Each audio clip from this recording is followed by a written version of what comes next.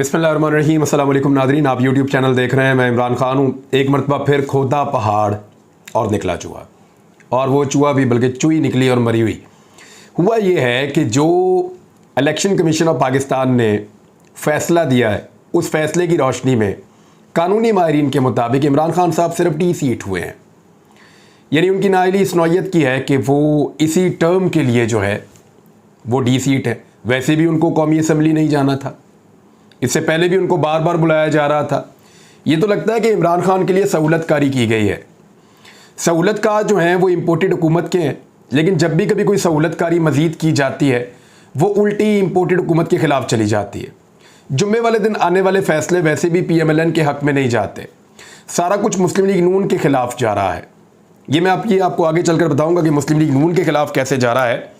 लेकिन जो अहम चीज़ है इस सारे सिनेरियो में वो ये है कि क्या इमरान खान साहब नाअहल हो गए, तो इसका सादा जवाब है कि नहीं। वो ये है कि क्या इमरान खान अगला इलेक्शन लड़ पाएंगे, इसका सादा जवाब है कि जी बिल्कुल लड़ पाएंगे। सादा सवाल ये है कि क्या इमरान खान साहब आइंदा पाकिस्तान के वज़ीर आज़म बन पाएंगे, सादा जवाब है जी कानूनी और आइनी तौर पर तो बन सकते हैं। क्या इमरान खान नवाज शरीफ की तरह नाअहल हो गए, इसका सादा जवाब है कि बिल्कुल नहीं। तो फिर अचीव क्या किया आज इन सब ने? सिर्फ एक ऑप्टिक, सिर्फ एक नज़र का धोखा है कि इमरान खान भी नाअहल हो गए और एक सर्टिफाइड चोर साबित हो गए हैं। नज़र का एक धोखा है और कुछ भी नहीं है। और ये नज़र का धोखा अपने आप को दिया है या लोगों को दिया है, इसका तायुन आने वाले दिनों में हो जाएगा। लोग अब बहुत समझदार हैं, लोगों को फ़ौरन समझ आ जाती है कि उनके साथ क्या गेम की जा रही है। देखिए, पाकिस्तान तहरीक इंसाफ एक एहतजाजी सियासत कर रही थी फैसला आने के बाद। दोपहर 3 बजे के बाद से लोग इकट्ठे होना शुरू हो गए। 1 घंटे के अंदर अंदर पाकिस्तान की मुख्तलिफ शहरों में लोग निकलना शुरू हो गए। लोग मोटरसाइकिलों पे, गाड़ियों पे और पैदल निकले। उन्होंने शाराएं बंद कर दी, उन्होंने टायरों को आग लगाया और एहतजाज किया। हुकूमत के मुताबिक पाकिस्तान में कहीं भी 20-25 से ज़्यादा लोग नहीं निकले। यानी जहाँ पे भी ज़्यादा से ज़्यादा लोग निकले वो 15-20-25 थे। शुक्र है 5-6 नहीं कह रही हुकूमत, क्योंकि वो विजुअल्स के अंदर तो ज़्यादा ही लगते हैं। बहरहाल हुकूमत के दावे कुछ और हैं, लेकिन बड़ी तादाद में लोग निकले हैं। और लंदन में होने वाली एक मीटिंग में इससे पहले भी और बारहा मियां नवाज शरीफ ये कह चुके हैं, और इस गिले का इजहार मियां नवाज शरीफ ऑन एयर भी कर चुके हैं। बाकायदा रिकॉर्ड के ऊपर वो ये कह चुके हैं कि जब मैं पीछे मुड़कर देखता हूं तो कोई भी खड़ा नहीं होता। यानी मियां नवाज शरीफ ने हमेशा ये शिकवा किया है और इस मरतबा दोबारा उन्होंने वही शिकवा किया है कि हमारी पार्टी को क्या मौत पड़ती है जब कभी हमारे खिलाफ फैसले आते हैं, या जब कभी हमारे खिलाफ ऐसी कोई एक्टिविटी होती है या कोई कदम उठाया जाता है, तो हमारी पार्टी के कारकुन या हमारे लोग बाहर क्यों नहीं आते। उसकी वजह है कि PMLN एक पॉलिटिकल पार्टी टाइप की चीज़ तो बनी हुई है, लेकिन मफादात का एक टोला है। मुख्तलिफ लोग हैं, मुख्तलिफ ग्रुप हैं, मुख्तलिफ तबकात हैं जो मफादात के लिए इकट्ठे हो गए हैं। आप देखें PMLN का कारकुन कभी मार खाने के लिए नहीं निकलता, आप देखें कभी इनकलाब के लिए नहीं निकलता, लेकिन जैसे ही हुकूमत आ रही हो तो वो इकट्ठे हो जाते हैं। हर एहतजाज के लिए, हर जलसे जुलूस के लिए सरकारी महकमे चाहिए होते हैं और उनकी मदद से ही जलसे जुलूस किए जाते हैं। अब जब से इमरान खान साहब ने पंजाब में हुकूमत वापस ली है, आप गौर कीजिए कि शहबाज शरीफ ने, हमज़ा ने और बाकी लोगों ने जलसे जुलूस बिल्कुल बंद कर दिए हैं। जब हमज़ा शहबाज की हुकूमत थी तब सरकारी वसाइल को इस्तेमाल करके जलसे जुलूस किए जा रहे थे। इमरान खान साहब ने इस फैसले को जो है वो मुस्तरद किया है। और इमरान खान साहब का कहना क्या है ज़रा ये आप सुन लीजिए। उन्होंने कहा कि इलेक्शन कमीशन का फैसला जानिबदार है और साजिश है, और उन्होंने अदालत जाने का ऐलान कर दिया इमरान खान साहब ने। इमरान खान साहब ने तोशा खाना रेफरेंस में नाअहली से मुताल्लिक इलेक्शन कमीशन के फैसले को जानिबदार और साजिश करार दिया। एक तो उन्होंने एक बयान रिकॉर्ड करवाया, काफ़ी देर तक रिकॉर्ड होता रहा, लेकिन उससे पहले वो अपनी पार्टी के लोगों से मिले। उन्होंने अपनी पार्टी के लोगों से मिलकर इस फैसले का जायज़ा लिया। जब उन्होंने जायज़ा लिया तो पार्टी ने, जो वहाँ पर कानूनी माहिरीन बैठे थे, उन सब ने बताया कि कानूनी नुक्ता नज़र से इस फैसले की कोई हैसियत नहीं है, ये तो 1 मिनट के अंदर उड़ जाएगा। जब भी ये आज़ाद अदलिया के सामने जाएगा और जजेस आज़ादी से इस फैसले को देखेंगे और वकला वहाँ पे खड़े होकर जिरा करेंगे और अपने केस पेश करेंगे अदालत के सामने, तो फौरी तौर पे ये फ़ैसला मुस्तरद हो जाएगा अदालत में, और इलेक्शन कमीशन ऑफ पाकिस्तान के इस फैसले की कोई कानूनी हैसियत नहीं बचेगी। तो ऐसे में पाकिस्तान तहरीक इंसाफ का मुतफ़िका फ़ैसला आया कि इससे घबराने की या परेशान होने की कोई ज़रूरत नहीं है। इमरान खान कल भी अहल थे इलेक्शन लड़ने के लिए, अभी अगले इंतखाबात आ जाएं तो इमरान खान साहब दोबारा अहल हैं इलेक्शन लड़ने के लिए। और वो इलेक्शन लड़ भी सकेंगे और ये फैसला उनका कुछ नहीं बिगाड़ सकेगा। जब चाहेंगे हाई कोर्ट से इस फैसले को उड़ा कर रख देंगे। उसके बाद कोई जवाब नहीं बनता था कि इमरान खान साहब एक लॉन्ग मार्च में कन्वर्ट करते या इस एहतजाज को मजीद गुस्से में चार्ज करते और लोगों को इस्लामाबाद आने के लिए कहते। उसकी एक वजह बनती, अगर इमरान खान साहब लोगों को अपनी नाअहली के फैसले के ऊपर कहते कि इस्लामाबाद पहुंचो, और ये डिबेट हुई है बाकायदा पार्टी के अंदर, तो उससे तासुर यह जाएगा कि इमरान खान साहब की नाअहली के मामले के ऊपर ज़ाती हैसियत में अपनी सियासत के लिए इमरान खान साहब ने पूरे पाकिस्तान के लोगों को बुला लिया है। हालांकि ये काम सिर्फ नवाज शरीफ ने किया था कि मुझे क्यों निकाला, जबकि इमरान खान साहब का मकसद इससे बहुत बड़ा है। वो हकीकी आज़ादी की जंग लड़ रहे हैं। उनका ये कहना है कि वो बैरूनी ताकतों के तसल्लुट से पाकिस्तान को आज़ाद करवाना चाहते हैं।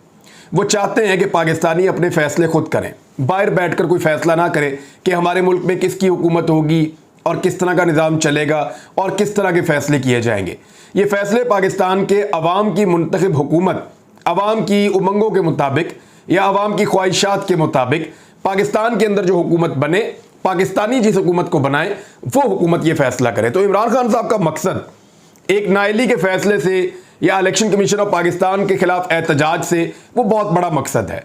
तो ये इन दोनों चीज़ों को मिक्स नहीं करना चाह रहे थे और एक इंस्टेंट रिएक्शन के तौर पे इसको एहतजाजी सियासत में कन्वर्ट नहीं करना चाह रहे थे। हालांकि ये एक मौका था और लोग कह रहे थे कि अब इमरान खान साहब को निकल आना चाहिए, लेकिन जो लोग इमरान खान साहब को गुस्सा दिला रहे थे और वो चाह रहे थे कि एक टेंशन क्रिएट हो जाए और उसका फ़ायदा उठा लें टेंशन का, तो वो टेंशन इमरान खान साहब ने क्रिएट नहीं होने दी, बल्कि उन्होंने लोगों से कहा कि आप वापस जाएं अपने धरनों से और एहतजाज से, आम शहरियों को तकलीफ़ ना पहुंचाएं।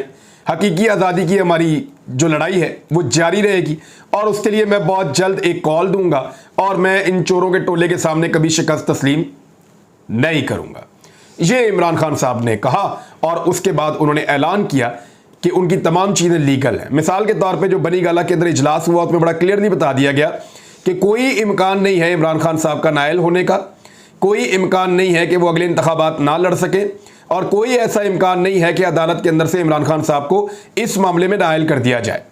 लेकिन तोशाखाना से आप गाड़ियाँ नहीं निकलवा सकते। नवाज शरीफ ने और आसिफ अली जरदारी ने और बाकी लोगों ने तोशाखाना में से गाड़ियाँ तक निकाली हैं। उनके खिलाफ आज तक कोई फैसला नहीं आया, बल्कि 3 साल से ये सारी चीज़ें उनके खिलाफ पेंडिंग पड़ी हुई हैं। इमरान खान साहब ने कहा कि 10 साल से केस ज़ेरे समाअत हैं, जबकि मेरे वकील ने बताया कि तोशाखाना में तमाम रिकॉर्ड की मौजूदगी के बावजूद मेरे खिलाफ फैसला दे दिया गया है। इमरान खान साहब ने इलेक्शन कमीशन के हवाले से कहा कि ये वो शख्स है जो गुज़िश्ता 2.5 बरस से हमारे खिलाफ फैसले दे रहा है। इसके फैसले गैर जानिबदार नहीं है। साफ शफाफ इंतखाबात के लिए EVM की कोशिश करते रहे, लेकिन मुस्लिम लीग नून और पीपल्स पार्टी के साथ मिलकर इसने वो नहीं होने दिया। इमरान खान ने मजीद कहा कि पहले बैरूनी साजिश के लिए हमारी हुकूमत गिराई, करोड़ों रुपए खर्च करके अरकान असम्बली को खरीदा गया, उनको लोटा बनाया गया। वो सारी चीज़ें इमरान खान साहब ने बताई। फिर उन्होंने कहा कि जिन्होंने अरबों रुपए की करप्शन और मनी लॉन्ड्रिंग की उनको इस वक्त NRO 2 दिया जा रहा है और इमरान खान साहब ने फिर अपने बारे में बताया कि उनके खिलाफ एक्शन लिया जा रहा है, लेकिन जैसे ये मामला अदालत में जाएगा तो कोई ऐसी चीज़ गैर कानूनी मौजूद नहीं है, लिहाजा अदालत से फैसला पाकिस्तान तहरीक इंसाफ के हक में आएगा। पाकिस्तान तहरीक इंसाफ का इलेक्शन कमीशन के फैसले के खिलाफ इस्लामाबाद हाई कोर्ट जाने का फैसला भी सामने आ चुका है और इमरान खान साहब के ज़ेरे सदारत जब कानूनी टीम का इजलास हुआ तो कानूनी टीम ने पहले ही एक पटिशन तैयार कर रखी थी।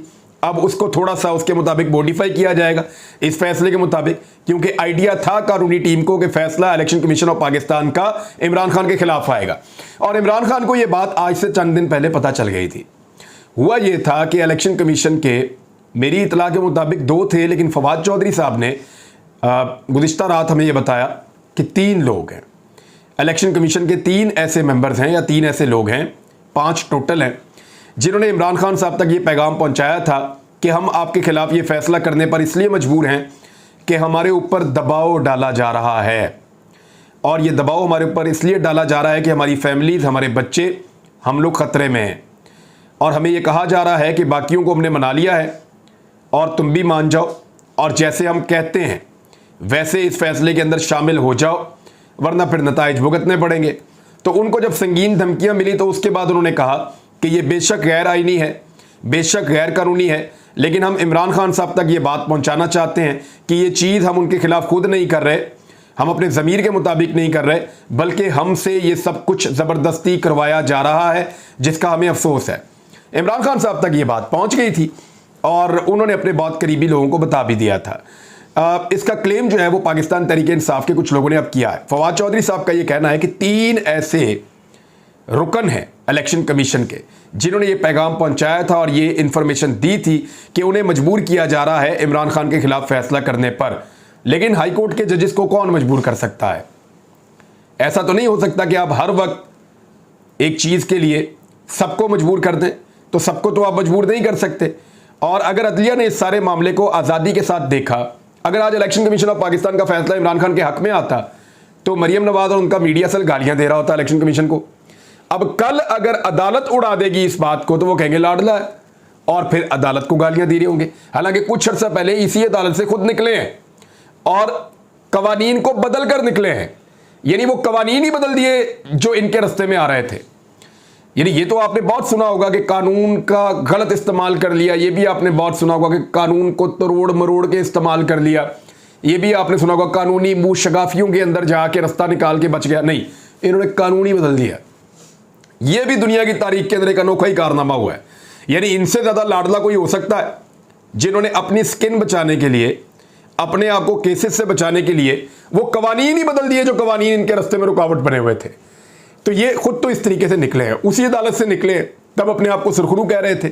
अब अगर इस्लामाबाद हाई कोर्ट के अंदर ये केस जाता है तो कानून तो ये कहता है कि इसमें इमरान खान साहब को फंसाना मुमकिन नहीं है और इमरान खान साहब वापस अहल हो जाएंगे इलेक्शन लड़ने के लिए। वैसे भी अगला इलेक्शन जब भी आएगा उन्होंने अब जनरल इलेक्शन ही लड़ना है, तो ये टर्म तो वैसे ही खत्म हो जाएगी और इमरान खान साहब जाकर अगला इलेक्शन लड़ सकते हैं।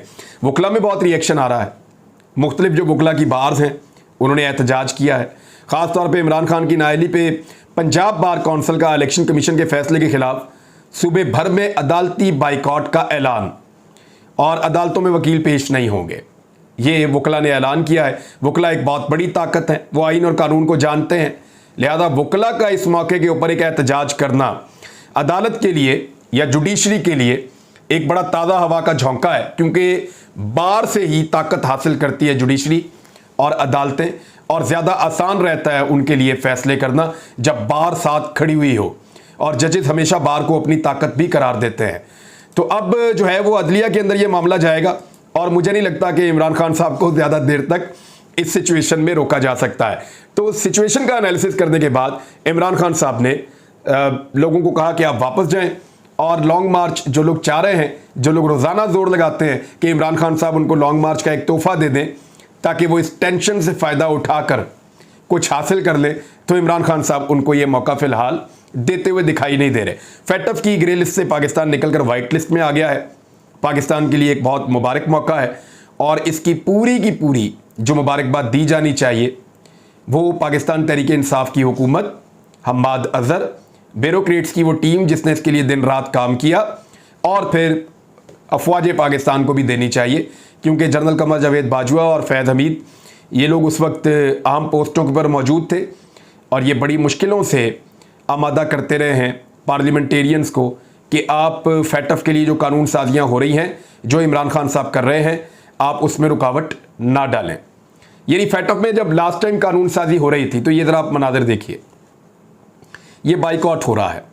इसमें आप ये तस्वीर देख के आपको अंदाज़ा हो जाएगा, हिना रब्बानी खर जो आज इसको सेलिब्रेट कर रही थी और इसको अमेरिका की मदद करार दे रही थी। आज वो कह रही थी कि अमेरिका की वजह से पाकिस्तान फैटफ की ग्रे लिस्ट से निकला है।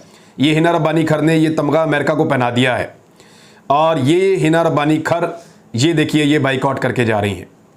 ये जिस वक्त फैटफ के ऊपर कानून साजी इमरान खान साहब करवा रहे थे, ये बाकी भी सारी की सारी मुतहदा अपोजिशन जिसमें फजल रहमान की जमात, नून लीग, पीपल्स पार्टी, ये कि सारे के सारे देखें बाइकआउट करके जा रहे हैं। ये फैटफ के कानून साजी में इन्होंने हिस्सा नहीं लिया था और ये अपने आप को इससे बाहर निकाल रहे थे और ब्लैकमेल कर रहे थे कि हमें एनआरओ दो, नहीं तो हम फैटफ का कानून जो है वो बिल पास नहीं होने देंगे। उस वक्त फौज ने फिर रोल प्ले किया था और जैसे भी वो डंडे पे बिठा के इनको वापस लाए थे और लाकर कहा था कि नहीं आप ये करें। तो ये सारा क्रेडिट जो है हम्माद अजहर, उनकी टीम, इमरान खान साहब और जाता है पाकिस्तान की फ़ौज को कि उन्होंने पाकिस्तान को फैटफ की ग्रे लिस्ट से निकाला। तो जून 2018 में फैटफ की ग्रे लिस्ट में पाकिस्तान गया था और पीएमएलएन ने जो हरकतें की थी अपने दौरे हुकूमत में, उनकी वजह से पाकिस्तान फैटफ की ग्रे लिस्ट में गया था। इमरान खान साहब ने 4 साल तक बड़ी मेहनत की, 3.5 साल तक, और बड़ी मेहनत के बाद अब पाकिस्तान फैटफ की ग्रे लिस्ट से निकला। ये कोई एक बटन नहीं है जिसको आकर कोई दबाएगा तो वाइट लिस्ट में और दोबारा दबाएगा तो ग्रे लिस्ट में, नहीं। इसके पीछे सालों की मेहनत होती है। धकेलने के लिए, फैटफ की ग्रे लिस्ट में जाने के लिए भी आपको काफ़ी कारनामे करने पड़ते हैं तो आप जाते हैं, निकलने के लिए भी आपको काफ़ी काम करना पड़ता है तो आप जाते हैं। ये जितने लोग बाइकआउट कर रहे थे फैटफ के बिल्स का, वो तमाम लोग अब उसको सेलिब्रेट कर रहे हैं और आकर अपने जो है वो क्रेडिट लेने की कोशिश कर रहे हैं। तो इस चीज़ को बड़ा क्लियर रखें कि इसके ऊपर क्रेडिट सिर्फ पिछली हुकूमत को और पाक फौज को दिया जा सकता है। ये तो वो लोग हैं जो उल्टा पाकिस्तान को फैटफ की ग्रे लिस्ट के अंदर फंसाने में शामिल थे और पाकिस्तान को ब्लैक लिस्ट में डालने के ख्वाब उस दौर के अंदर ये लोग देख रहे थे। पीएमएलएन का मैंने आपसे कहा था ना, उनके लिए मुसीबत बहुत बढ़ गई है। पीपल्स पार्टी बेनिफिशियरी है अब तक जो भी हुआ उसकी। पीएमएलएन सबसे बड़ी लूजर है। आने वाले वक्त में आप देखेंगे कि वो मजीद गुस्से में आते चले जाएंगे और परेशान होते चले जाएंगे। ना इकॉनमी उनके काबू आएगी, ना गवर्नेंस उनके काबू आएगी, और ना ही अवाम का वोट, उसका रुझान जो है वो पीएमएलएन की तरफ जाएगा। ऐसा कुछ नहीं होगा। और मियां नवाज शरीफ साहब ये जो शिकवा अब उन्होंने किया है कि हमारे लिए लोग क्यों नहीं निकलते, ये शिकवा तवातर के साथ करते हुए आपको सुनाई देंगे। अब तक लिखते हैं, अपना ख्याल रखिएगा, अपने इस चैनल का भी। अल्लाह हाफ़िज़।